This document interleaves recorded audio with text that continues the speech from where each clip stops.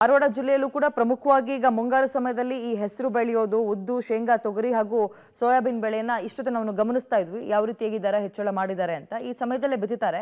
ಈ ಸಲ ಸೋಯಾ ಒಂದನ್ನು ಬಿಟ್ಟುಬಿಟ್ರೆ ಉಳಿದೆಲ್ಲ ಬೆಳೆಯ ಬೀಜದ ಬೆಲೆ ಹೆಚ್ಚಾಗಿದೆ. ಸದ್ಯ ಧಾರವಾಡ ಜಿಲ್ಲೆಯಲ್ಲಿ 25 ಕೆಜಿಗೆ ಕಳೆದ ಬಾರಿಯ ದರಕ್ಕಿಂತ ಹೆಚ್ಚಿನ ದರ ಕೊಟ್ಟಿದ್ದು, ಕಳೆದ ವರ್ಷ ಬರಗಾಲದಿಂದ ತತ್ತರಿಸಿದ್ರು ರೈತರಿಗೂ. ಈ ಸಲ ಬೆಲೆ ಹೆಚ್ಚಳ ಆಗಿರುವಂಥದ್ದು ಒಂದು ರೀತಿ ರೈತರ ಬೆನ್ನೆಲುಬೇ ಮುರಿದಂತಾಗಿದೆ ಈಗ ಸರ್ಕಾರ. ಇನ್ನು ಚಿಕ್ಕಬಳ್ಳಾಪುರದ ಕಡೆ ಹೋಗೋದಾದ್ರೆ ಇಲ್ಲಿ ರಾಗಿ ಹೆಚ್ಚಾಗಿ ಬೆಳೀತಾರೆ, ಜೊತೆಗೆ ನೆಲಗಡಲೆ, ತೊಗರಿ ಇಂತಹ ಬೆಳೆಗಳನ್ನು ಬೆಳೆಯೋದು ಜಾಸ್ತಿ. ಮೆಕ್ಕೆಜೋಳ ಇವೆಲ್ಲವನ್ನ ಅಂದ್ರೆ ಮಳೆಯಾಧಾರಿತ ಬೆಳೆಗಳಾಗಿ ಬೆಳೀತಾರೆ.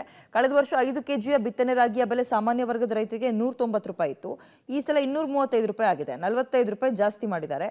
SC/ST ರೈತರಿಗೆ ಇದೀಗ ಕಳೆದ ವರ್ಷ 145 ರೂಪಾಯಿ ಇದ್ದಿದ್ದು ಈ ವರ್ಷ 190 ರೂಪಾಯಿ ಆಗಿದೆ. 5 ಕೆಜಿಯ ಬ್ಯಾಗ್ ತೊಗರಿ ಬೆಳೆ 565 ರೂಪಾಯಿ ಇದ್ದು ಈ ವರ್ಷ 765 ರೂಪಾಯಿ ಆಗಿದೆ. ನೆಲಗಡಲೆಯ 30 ಕೆಜಿ ಬ್ಯಾಗ್ ಕಳೆದ ವರ್ಷ 3000 ಇತ್ತು, ಈ ಸಲ 3420 ಆಗಿದೆ. ಎಲ್ಲದರಲ್ಲೂ ಕೂಡ ಹೆಚ್ಚಳ ಆಗಿದೆ. ಇನ್ನು ಚಿತ್ರದುರ್ಗ ಜಿಲ್ಲೆಯನ್ನ ಸರ್ಕಾರ ಬರಪೀಡಿತ ಪ್ರದೇಶ ಅಂತ ಘೋಷಣೆ ಮಾಡಿದ್ರೂ ಕೂಡ ಸಮರ್ಪಕವಾಗಿ ರೈತರ ಕೈಗೆ ಬರ ಪರಿಹಾರದ ಹಣ ಸಿಕ್ಕಿಲ್ಲ ಇಲ್ಲಿ ತನಕ.